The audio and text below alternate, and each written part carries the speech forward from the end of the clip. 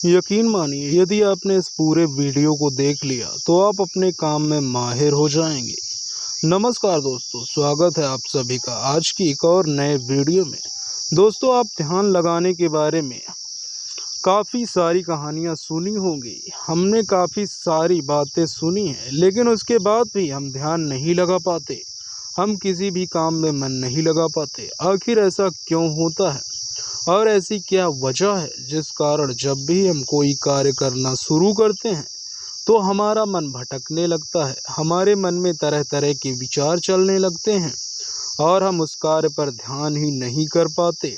तो अगर आप भी इस समस्या से जूझ रहे हैं तो आज की जो कहानी है यह आपके लिए ही है, महत्वपूर्ण होने वाली है। तो इस कहानी को अंत तक जरूर देखिए। इस कहानी में हम आपको कुछ ऐसे तरीके बताने वाले हैं जिसके माध्यम से आप किसी भी कार्य को मन में लगाकर कर सकते हैं और आपका ध्यान भी के प्रति सेकंड गहरा होता जाएगा।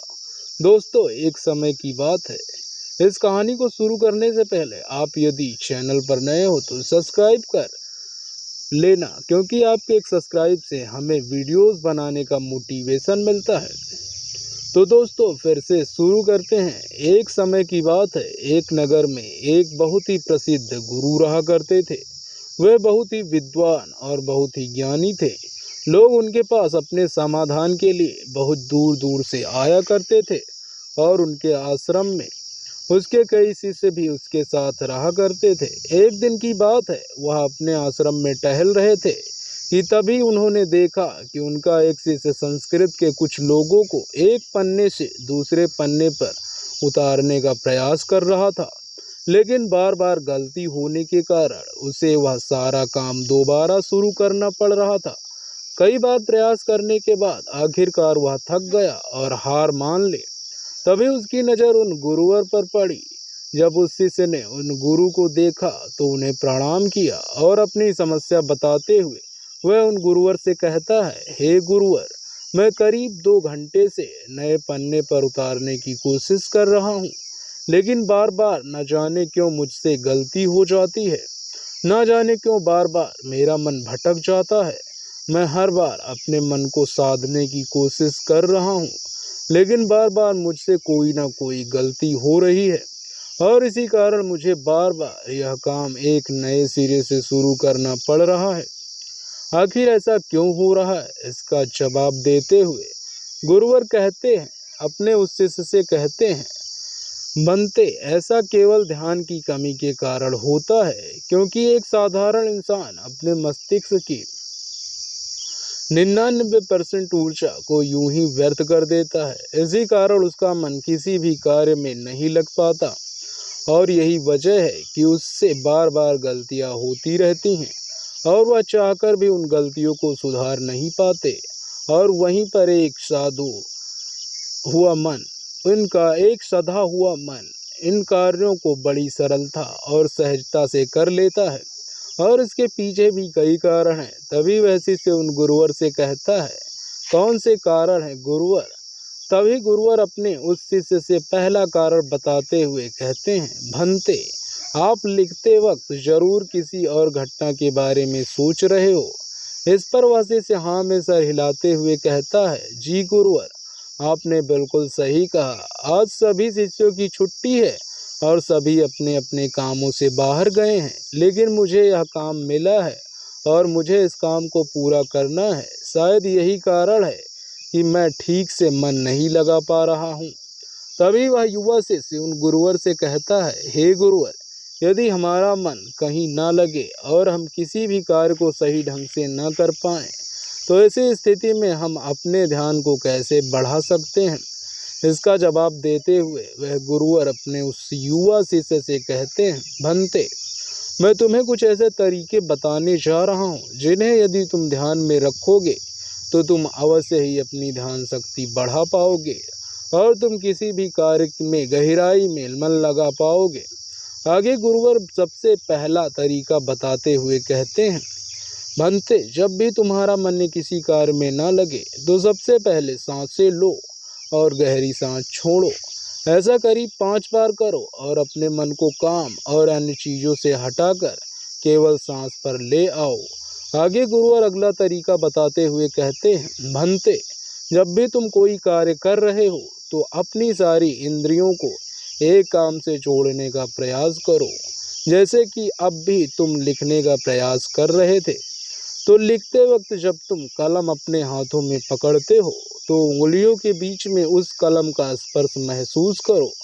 अपनी आंखों से शब्दों को बनते हुए देखो और लिखते समय कलम और कागज के घर्षण से जो आवाज उत्पन्न हो रही है उस पर ध्यान केंद्रित करो। उसे ध्यान से सुनो या फिर तुम लिखते वक्त शब्दों का उच्चारण अपने मन में भीतर गूंजता हुआ महसूस करो। और अब अपनी नाक से उन सब स्याही की गंध को महसूस करो। इससे तुम्हारी सारी इंद्रियां एकजुट हो जाएंगी और एक ही काम से जुड़ जाएंगी। आगे वह गुरुवर कहते हैं, अपने काम के साथ एकजुट हो जाओ, उससे जुड़ जाओ और अपनी इंद्रियों को अपने काम के साथ जोड़ने के बाद तुम्हारा ध्यान अत्यधिक गहरा हो जाएगा। इसका अर्थ यह हुआ कि तुम काम के साथ एक हो चुके हो, यानी कि तुम काम में पूरी तरह से खो चुके हो। और जब तुम इस प्रकार कोई भी कार्य करोगे तो तुम्हें समय का पता भी नहीं चलेगा और तुम्हारे कार्य में कोई भी गलती नहीं होगी। लेकिन मेरी एक बात और याद रखना, यदि बीच बीच में तुम्हारा मन भटकने लगे, तुम्हारे मन में तरह तरह के विचार उठने लगे और तुम्हारा मन यहाँ वहाँ भागने लगे, तो डरना मत। तुम दोबारा से निश्चय करना और दोबारा से ध्यान लगाने का प्रयास करना। देखते ही देखते तुम इस अभ्यास में निपुण हो जाओगे और तुम्हारा ध्यान अत्यधिक गहरा होता चला जाएगा। उस शिष्य ने उस गुरुवर की सारी बातें ध्यानपूर्वक सुनी और उसके बाद उसने ऐसा ही किया और देखते ही देखते वह अपने कार्य में इतना खो गया कि जहाँ जहाँ वह गलतियाँ कर रहा था वहाँ पर अब उससे कोई भी गलतियाँ नहीं हो रही थी। और तो और उसने अपना सारा कार्य एक बार में ही पूरा कर लिया। और ऐसा इसीलिए हो पाया क्योंकि हमारा सारा ध्यान हमारी इंद्रियों में बटा होता है और इसीलिए हमें अपनी इंद्रियों को एक कार्य पर लगाना बहुत आवश्यक है। क्योंकि यदि हमारा ध्यान इन इंद्रियों से बटा रहेगा तो हमारा मन भटकता रहेगा। जहाँ जहाँ भी हमारी इंद्रियां भागी वहाँ वहाँ हमारा मन भी भागेगा। लेकिन वहीं पर यदि आपने अपनी सारी इंद्रियों को केवल एक ही कार्य पर लगा दिया तो आपका मन भटकना बंद हो जाएगा और इस समय आप बहुत ही अत्यधिक गहरे ध्यान में पहुंच जाएंगे। किंतु साधारण मन इसे ज़्यादा देर तक साध नहीं सकता। लेकिन इस प्रकार बार बार और निरंतर अभ्यास करने से मन ध्यान को साधना सीख जाता है और आपका ध्यान अत्यधिक गहरा होने लगता है और आपको उस कार्य में रुचि भी आने लगती है। और जब भी आप उस कार्य में पूरी तरह से खो जाते हैं तो आपको समय का भी पता नहीं लगता और आपका कार्य भी अच्छी तरह से और सफलतापूर्वक हो जाता है। वह गुरु अपने शिष्य को यह सारी बातें बताकर ध्यान में लीन हो गए। लेकिन तभी वहां पर एक युवक आया और उस युवक ने उन गुरुवर को प्रणाम किया। तभी उन गुरुवर ने अपनी आंखें खोली और इस पर वह युवक कहता है, हे गुरुवर, मैं आपके पास बहुत दूर से आया हूँ। मैंने आपके बारे में तरह तरह की बातें सुनी हैं। मैंने सुना है कि आप सभी की समस्याओं का समाधान करते हैं। मेरा भी एक समस्या है, कृपया करके मेरा मार्गदर्शन करें। इस पर वह गुरुवर उस युवक से कहते हैं, बोलो आखिर तुम्हारी क्या समस्या है। वह युवक अपनी समस्या बताते हुए उन गुरुवर से कहता है, हे गुरुवर, मैं बहुत लंबे समय से तैयारी कर रहा हूँ। मैंने कई तरह की सरकारी परीक्षाएं भी दी हैं, लेकिन मैं किसी में भी उत्तीर्ण नहीं हो पाया। मुझे यह पता ही नहीं चल पा रहा है कि आखिर मुझसे गलती कहाँ हो रही है, आखिर मुझ में क्या कमी है। उस युवक का यह प्रश्न सुनकर वह गुरुवर मुस्कुराने लगे और उस युवक से कहते हैं, भंते, क्या तुम सच में अपनी परीक्षा में सफल होना चाहते हो? इसका जवाब देते हुए वह युवक कहता है, हाँ गुरुवर, मैं अपनी परीक्षा में सफल होना चाहता हूँ, इसीलिए तो मैं आपके पास आया हूँ। कृपया करके मेरा मार्गदर्शन करें। तभी वह गुरुवर अपने स्थान से उठे और उस युवक का हाथ पकड़कर एक कुएं पर ले गए। कुएं के पास पहुंचकर उस गुरुवर ने उस युवक के साथ हाथ में एक घड़ा थमा दिया और उस युवक से कहा कि इस घड़े में पानी भरकर वापस आश्रम ले आओ। इतना कहकर गुरुवर वापस आश्रम लौट गए, लेकिन उस युवक वहीं खड़ा खड़ा यह सोच रहा था, भला इस घड़े में पानी भरने से मुझे मेरे प्रश्न का उत्तर कैसे मिलेगा? आखिर मुझे यह कैसे पता चलेगा कि मैं परीक्षा में कैसे पास हो सकूंगा? लेकिन उस युवक के पास और कोई विकल्प भी नहीं था। इसीलिए जैसा कि उसे उन गुरुवर ने कहा था, कुएं से पानी खींचा और मटके में पानी भर लिया। लेकिन यह क्या, मटके में तो कई सारे बारीक छेद थे जिससे पानी धीरे धीरे रिस रहा था। वह युवक मन ही मन यह सोचने लगा कि इस घड़े में तो छेद है, मैं इसे आश्रम में कैसे ले जाऊंगा? तभी उसने सोचा, ये छेद तो बहुत छोटे हैं, यदि मैं इसे जल्दी जल्दी से लाऊं तो मैं आश्रम तक जल्दी पहुंच जाऊंगा और इसमें से पानी भी ज़्यादा नहीं गिरेगा। ये सोचकर उस युवक ने वह घड़ा उठाया और दौड़ता हुआ वह जल्दी जल्दी उन गुरुवर के पास पहुंचा। लेकिन जब तक वह वहां आश्रम पहुंचा तब पूरी तरह से भीग चुका था और मटके में पानी केवल नाम मात्र के लिए ही बचा था। इसे देखकर वह गुरुवर मुस्कुराने लगे और उस युवक से कहते हैं, मन का भटकाव बहुत बड़ी बीमारी है और तुम्हारे साथ भी यही हो रहा है।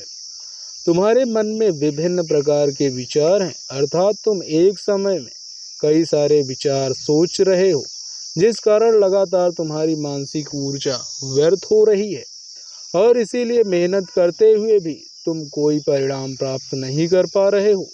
जैसा कि इस मटके में कई सारे बारीक छेद थे और तुमने सोचा कि तुम उसे लेकर जल्दी आश्रम पहुंच जाओगे, जो तुम्हारा लक्ष्य था, लेकिन तुमने देखा कि वह सारा पानी धीरे धीरे करके उस मटके से गिरता चला गया और अंत तक इस मटके में केवल नाम मात्र पानी ही बचा है।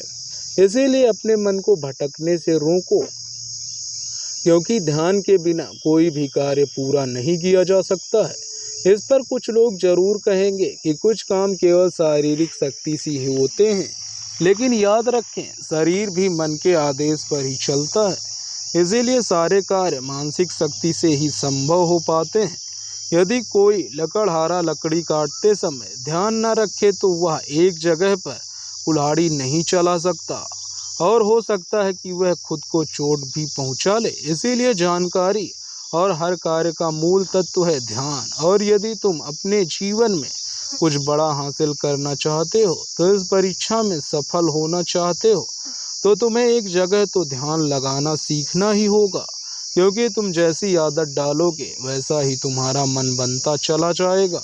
इसीलिए जब भी तुम छोटे से छोटा कार्य भी करो, उसे पूरा मन लगाकर करो। ऐसा करने से हमारे मन का स्वभाव बदलने लगता है और हम किसी भी कार्य में मन लगाने लगते हैं। और यदि एक बार तुमने अब इसमें निपुणता हासिल कर ली तो तुम्हें सफलता अवश्य मिलेगी।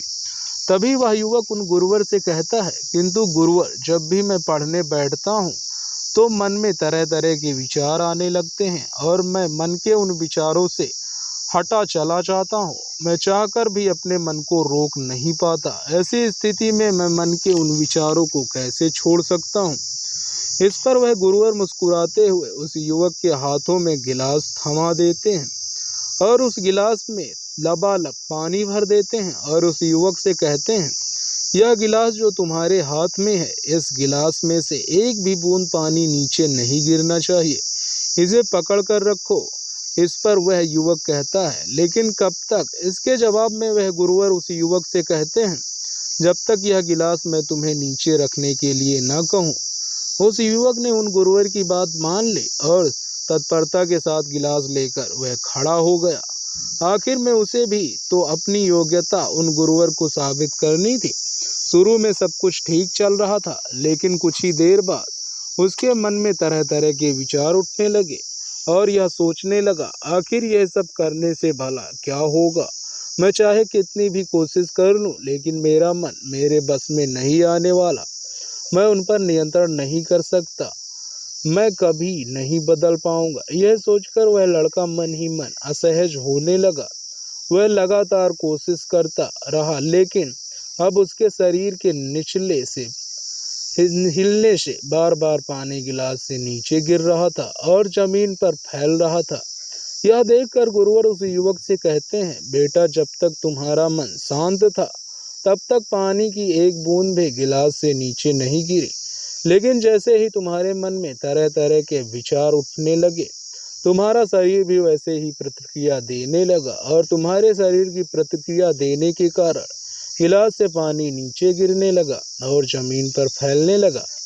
आगे और गुरुवर उस युवक को समझाते हुए कहते हैं, बेटा, जैसे गर्म लोहे पर हथौड़े की चोट पड़ती है तो वह एक नया आकार लेता है, ठीक उसी तरह से एक विचार छोटे हथौड़े पर जब ऐसा होता है जिसकी चोट से इंसान का शरीर, व्यक्तित्व और मन आकार लेने लगता है। अर्थात तुम्हारा यह मन ग्लास में पानी की तरह है और यह बहुत आसानी से भटक जाता है, विचलित हो जाता है। यदि तुम चाहते हो कि गिलास में भरा हुआ यह पानी शांत रहे तो इसके लिए तुम्हें अपने मन को शांत रखना होगा। इसके बाद गुरुवर उस युवक को कहते हैं, अब इस ग्लास को एक बार फिर से पकड़ो और अपना सारा ध्यान अपनी सांस पर ले जाओ। सांसों को अपने पेट में, सीने में आता जाता महसूस करो। हाथ में जो दर्द हो, जो असहजता हो रही है, उसे जाने दो। मन में जो विचार आ रहे हैं उन्हें जाने दो। खुद को यह याद दिलाओ कि तुम मन नहीं हो बल्कि मन को देख रहे हो। तुम सांस भी नहीं हो, तुम सांस को देख रहे हो। ऐसा याद करने से विचार, आकार चले जाएंगे लेकिन तुम्हें विचलित नहीं कर पाएंगे। थोड़ी देर तक वह लड़का यूं ही अभ्यास करता रहा और अब तक पानी में, उस गिलास में एक भी बूंद पानी नीचे जमीन पर नहीं गिरी। यह देखकर वह गुरुवर मुस्कुराए और उस युवक से कहते हैं, बेटा, बस यही अभ्यास अपने काम और पढ़ाई में करना। इससे मन धीरे धीरे शांत होने लगेगा। फिर कोई बड़ी चीज हासिल करना मन के लिए स्वाभाविक हो जाएगा। इस प्रकार तुम किसी भी बड़े से बड़ा लक्ष्य को हासिल कर सकते हो और यदि तुम किसी परीक्षा में सफल भी होना चाहते हो तो यह भी तुम्हारे लिए बहुत सहजता से हो जाएगा। इतने कहकर वह गुरुवर शांत हो गए और वह युवक भी यह समझ चुका था कि आखिर यह इतनी सारी परीक्षाएं देने के बाद भी अब तक सफल क्यों नहीं हो पाया। उसने उन गुरुवर को प्रणाम किया और वापस अपने घर लौट आया। दोस्तों, इस कहानी से हमने कई सारी महत्वपूर्ण बातें सीखी।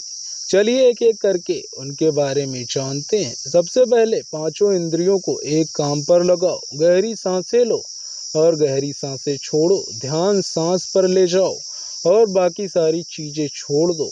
दूसरी बात, सभी इंद्रियों को केवल एक काम से जोड़ो। कान, आंख, नाक, स्पर्श, हर तरह से काम से जुड़ जाओ, उस काम में एक हो जाओ। तीसरा, यदि ध्यान टूट भी जाए तो इसमें घबराने की कोई जरूरत नहीं। एक बार फिर निश्चय करो और दोबारा से प्रयास करो। दोबारा से अपने मन में पूरी तरह से मग्न होने का प्रयास करो। धीरे धीरे ध्यान गहरा होता चला जाएगा और आप किसी भी कार्य में पूरी तरह से मग्न हो जाएंगे। जब ऐसा होगा तब आप वह कार्य बड़ी सरलता और सहजता से पूरा कर लेंगे। इसी बीच जो समय लगने वाला है उसका भी अंदाजा आपको नहीं लग पाएगा और साथ ही ना तो वह काम आपको बोझ लगेगा और ना ही आप उस काम को करने में उबाऊ महसूस करेंगे। आप उस काम में आनंदित रहेंगे, उस काम में आपको मजा आएगा और आप उस कार्य को बड़ी सरलता से और सहजता से पूरा कर पाएंगे। दूसरी जो बात है वह इस कहानी से सीखते हैं कि हर जानकारी और हर कार्य का मूल तत्व है ध्यान। हमें ऐसा लगता है कि मन के छोटे छोटे भटकाव से कोई फर्क नहीं पड़ता, लेकिन बिना ध्यान के कोई भी कार्य संभव नहीं है। आपने कभी ना कभी तो यह महसूस किया होगा कि अब आप कोई पढ़ाई कर रहे हैं या कोई ज़रूरी काम कर रहे हैं, उसी दौरान आपके फ़ोन में कोई नोटिफिकेशन आ जाता है। आपका मन तुरंत ही यह कहता है कि चलो एक बार वह नोटिफिकेशन देख लेते हैं, आखिर उसमें ऐसा क्या है। और जैसे ही आप वह नोटिफिकेशन देखने जाते हैं, आपका पूरा ध्यान उस स्मार्टफोन में लग जाता है और आपका अधिकांश समय उसी में बीत जाता है। लेकिन जब आपको यह एहसास होता है तब तक बहुत देर हो चुकी होती है। तीसरी बात स्वीकार करो और जाने दो, जैसे गर्म लोहे पर हथौड़े की चोट से वह आकार लेता है, ठीक उसी प्रकार से मन के विचार भी एक हथौड़े की भांति हैं और उनकी चोट से इंसान का शरीर, व्यक्तित्व और मन आकार लेता है। आपने यह भी जरूर देखा होगा कि जब हमारे मन में सकारात्मक विचार होते हैं तो हम बहुत ही पॉजिटिव, अच्छा, हल्का महसूस करते हैं। वहीं जब हमारे मन में नकारात्मक विचार होते हैं तो हम बहुत ही भारी, परेशान और चिंतित महसूस करते हैं। साथ ही हमारा शरीर भी बहुत थका थका महसूस होता है। इसीलिए छोटे से छोटे विचारों पर हमें ध्यान देना आवश्यक है। इसीलिए हमें जागरूक रहना आवश्यक है और इसीलिए अनचाहे विचारों को अपने मन में ना आने देना, उन्हें जाने दो, बल्कि अपने सांसों पर ध्यान दो। खुद को यह याद दिलाओ कि मैं मन नहीं हूँ और मैं तो मन को देख रहा हूँ। मैं सांस नहीं हूँ, मैं तो सांसों को देख रहा हूँ। जो भी विचार आए उसे स्वीकार करो और जाने दो। ऐसा करने से मन अनचाहे विचारों से मुक्त हो जाएगा और आप एक पानी के पत्ते की तरह पानी के ऊपर तैरने लगेंगे, जिससे आप आनंदित और खुश महसूस कर पाएंगे। आपका शरीर हमेशा तंदुरुस्त और स्फूर्ति महसूस कर पाएगा और ना ही आपका मस्तिष्क किसी भी प्रकार के तनाव और चिंता में डूब पाएगा। इस प्रकार आप सही निर्णय भी ले पाएंगे और आपका ध्यान भी गहरा होता चला जाएगा। देखते ही देखते आप हर काम में मन भी लगा पाएंगे और आप हर कार्य में सफलता हासिल कर पाएंगे। जैसा भी आप चाहेंगे आप वैसा कर पाएंगे। दोस्तों, आपने आज के इस वीडियो में ये सीखा, मुझे आप कमेंट में बता सकते हो। इसी के साथ उम्मीद है कि आपको आज की वीडियो पसंद आई होगी। वीडियो को उस इंसान को जरूर शेयर करें जिससे यह कहानी सुनने की ज़रूरत है। अपने परिवार, भाई बहन, दोस्तों को भी इस वीडियो को भेजें। बुद्धा चैनल को सब्सक्राइब कर लें ताकि हमें मोटिवेशन मिले। तो मिलते हैं इसी तरह की आगे की नई कहानियों में। तब तक के लिए हमें इजाज़त दें। आप सभी अपना ख्याल रखें। धन्यवाद।